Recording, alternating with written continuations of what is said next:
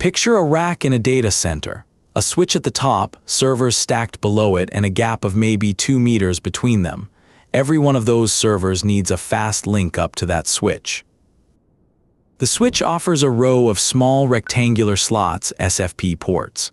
Electrically, a port like this is simple. The switch pushes its bits in as electrical signals, and whatever is plugged in front has to carry them onward.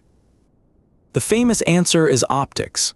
You buy a transceiver module for each end, a fiber patch cable to join them, and a tiny laser converts electricity into pulses of light. It works beautifully over kilometers.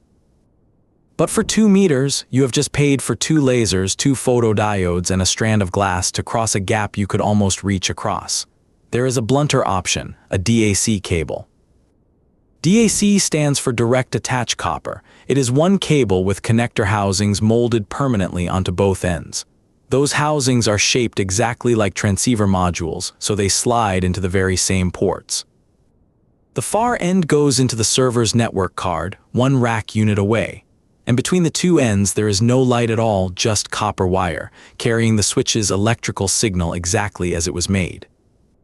Almost nothing lives inside the plug. No laser, no photodiode, no conversion circuit. The one component that survives is a small memory chip whose only job is to tell the port what the cable is. That single choice, copper instead of light, makes the link cheaper, cooler, and slightly faster. So let's walk it properly, from the switch's own chip through the plug, down the copper, and into the server. Take 1. Deep inside the switch, a forwarding chip decides a packet must leave through this port. It hands the data to a serializer, which turns the bits into a single, very fast electrical waveform. That waveform travels a few centimeters across the switch's circuit board and arrives at the SFP port's contacts. This is the boundary of the switch. Whatever is plugged in here must take the signal from this exact point. Here is where the usual story forks. Plug an optical module into this very port and the signal gets converted. A driver circuit flickers a laser, and your electrical waveform becomes light before it ever leaves the box.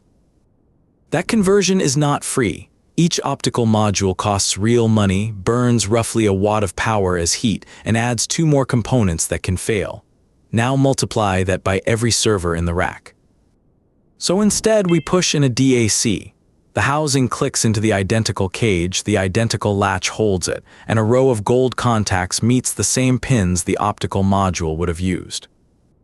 And then nothing happens. There is no conversion stage waiting behind those contacts. The pins are simply wired a centimeter or so later to the conductors of the cable itself. The plug is essentially hollow. Except for 1 chip. When the cable seats, the switch reads a small memory over a slow management bus and asks, "What are you?" The chip answers with vendor, part number, speed, type, and length. That answer matters. The port uses it to configure itself, how much equalization to apply, which speed to negotiate. It is also why some switches refuse a cable whose chip reports an unfamiliar vendor code. With the cable identified, the signal flows straight out of the contacts and onto twinaxial copper.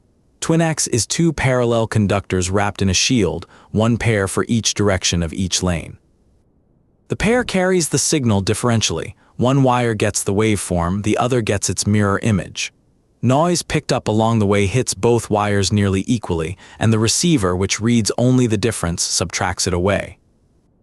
2 meters later, the copper reaches the server's network card through a plug identical to the first. The card's receiver cleans up the waveform, recovers the clock, and reads out 1s and 0s.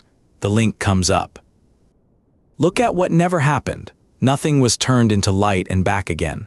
The same electrical signal the switch's serializer produced is the signal the server's card received.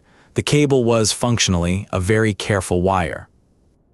And that is the whole pitch. A DAC costs a fraction of 2 optical modules plus a fiber. A passive one draws essentially no power, and skipping the conversion shaves a little latency off every packet.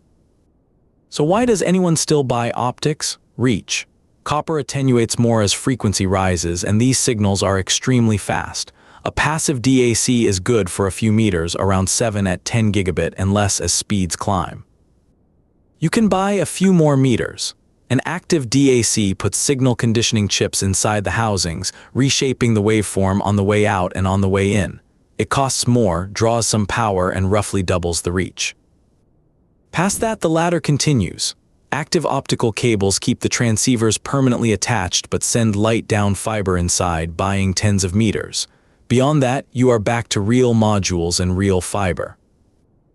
There is a physical cost too. A DAC is thick, stiff, and heavy, and comes in fixed lengths you cannot re-terminate. A rack packed with them fights you during cabling and can block the airflow behind the servers.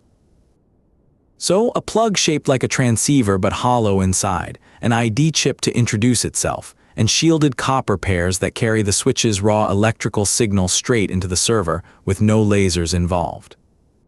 That's how it runs.